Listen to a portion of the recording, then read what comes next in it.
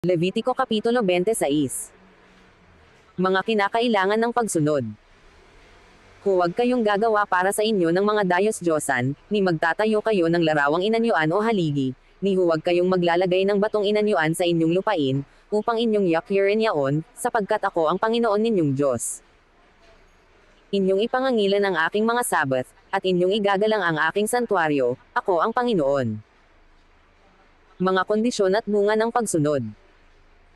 Kung lalakad kayo ng ayon sa aking mga palatuntunan at iingatan ninyo ang aking mga utos, at inyong tutuparin, ay maglalagpak nga ako ng ulan sa kapanahunan, at ang lupain ay pakikinabangan, at ang mga kahoy sa parang ay magbubunga.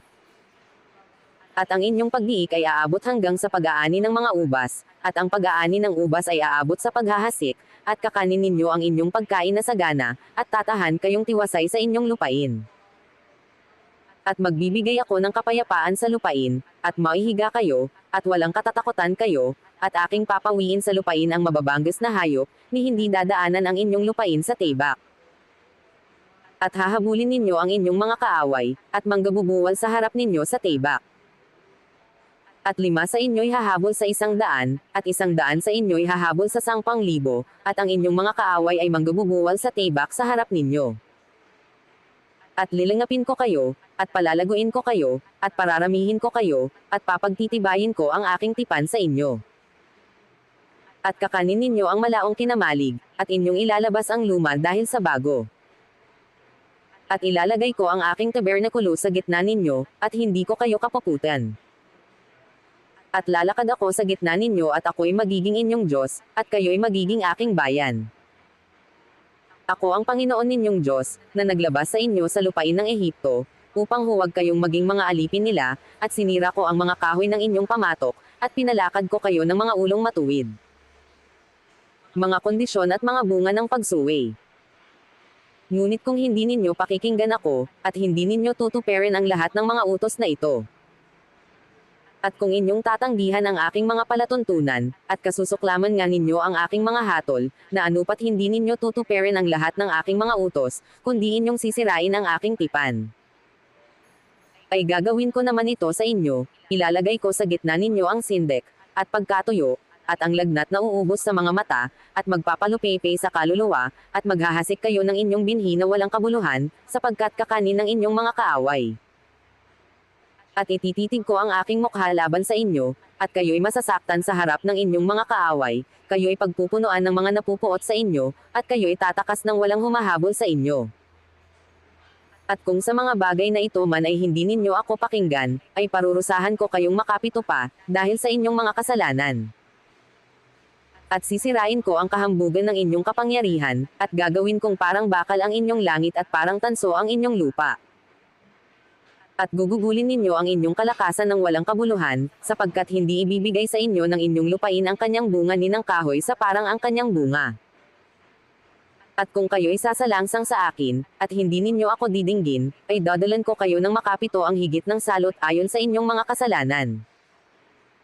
At susuguin ko sa inyo ang mga halimaw sa parang, nang samsaman kayo ng inyong mga anak, at papatayin ang inyong mga hayop, at kayo'y pagkakauntiin sa bilang, at mangungulila ang inyong mga lakad. At kung sa mga bagay mang ito ay hindi pa kayo magbago sa akin, kundi sasalangsang kayo sa akin. At lalakad din naman ako ng laban sa inyo, at sasaktan ko kayo, nang makapito pa dahil sa inyong mga kasalanan. At pararatingin ko sa inyo ang tibak na gaganap ng higantay ng tipan, at kayo'y matitipon sa loob ng inyong mga bayan, at pararatingin ko ang salot sa gitna ninyo, at kayo'y mabibigay sa kamay ng kaaway. Pagka masisira ko ang tungkod ninyong tinapay, ang sangpang babae ay magluluto ng inyong tinapay sa isa lamang hurno, at sa inyo'y isasauli sa timbang ang inyong tinapay, at kayo'y kakain at hindi kayo manggabubusog. At kung sa lahat ng ito ay hindi ninyo ako pakikinggan, kundi kayo'y sasalangsang sa akin, ay sasalangsang ako sa inyo na may kapusukan, at parurusahan ko kayong makapito pa dahil sa inyong mga kasalanan. At kakanin ninyo ang laman ng inyong mga anak na lalaki, at ang mga laman ng inyong mga anak na babae ay inyong kakanin.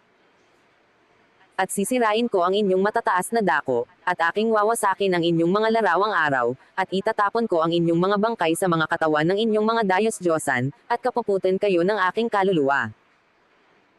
At gagawin kong giba ang inyong mga bayan, at jejibin ko ang inyong mga santuaryo, at hindi ko nasasamyuan ang amoy ng inyong mga may amoy na masarap. At gagawin kong ilang ang lupain, at pagtatakhan ng inyong mga kaaway na tumatahan doon. At kayo'y aking pangangalatin sa mga bansa, at pagbubunutan ko kayo ng tibak sa hulihan ninyo, at ang inyong lupain ay magiging isang ilang, at ang inyong mga bayan ay magiging sira. Kung magkagayo'y magagalik ang lupain sa kanyang mga Sabbath, habang nahahandusay na sira, at kayo'y mapapasalupain ng inyong mga kaaway, ang lupain nga ay magpapahinga, at magagalik sa kanyang mga Sabbath.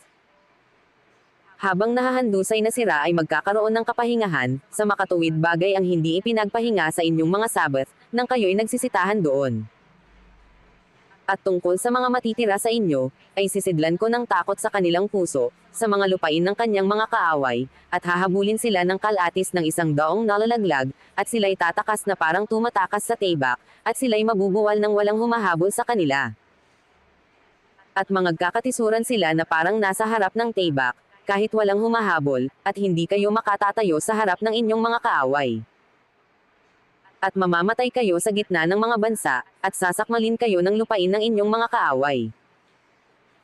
At ang mga matitira sa inyo ay magsisipang lupepe sa kanilang kasamaan sa mga lupain ng inyong mga kaaway, at sa mga kasamaan naman ng kanilang mga magulang ay magsisipang lupepe na kasama nila.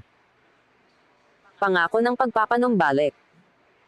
At kanilang isasaysay ang kanilang kasamaan, at ang kasamaan ng kanilang mga magulang, sa ang kanilang pagsalangsang na isinalangsang laban sa akin, sapagkat sila'y lumakad naman ng laban sa akin.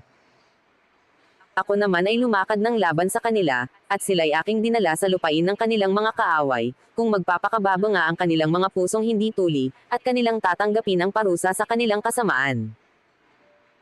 Kaya aalalahanan ko nga ang aking tipan kay Jacob, at ang akin ding tipan kay Isaac, at gayon din ang aking tipan kay Abraham ay aking aalalahanan, at aking aalalahanan ang lupain. Ang lupain naman ay pababayaan nila, at magagalik sa kanyang mga Sabbath, samantalang nahahandusay na sira na wala sila, at kanilang tatanggapin ang kaparusahan ng kanilang kasamaan, sapagkat kanilang tinanggihan ang aking mga hatol, at kinaputan ng kanilang kaluluwa ang aking mga palatuntunan. At sa lahat mang ito, pagka sila'y nasa lupain ng kanilang mga kaaway ay hindi ko sila itatakwil, ni kapuputan ko sila na sila'y aking lubos na lilipulin, at aking sisirain ang aking tipan sa kanila, sapagkat ako ang Panginoon nilang Diyos. Kundi aalalahanan ko alang-alang sa kanila ang tipan ng kanilang mga magulang, na aking inilabas sa lupain ng Ehipto, sa paningin ng mga bansa, upang ako'y maging kanilang Diyos, ako ang Panginoon. Ito ang mga palatuntunan at ang mga hatol at ang mga kautosang ginawa ng Panginoon sa kanyang sarili at sa mga anak ni Israel sa bundok ng Sinai sa pamamagitan ni Moises.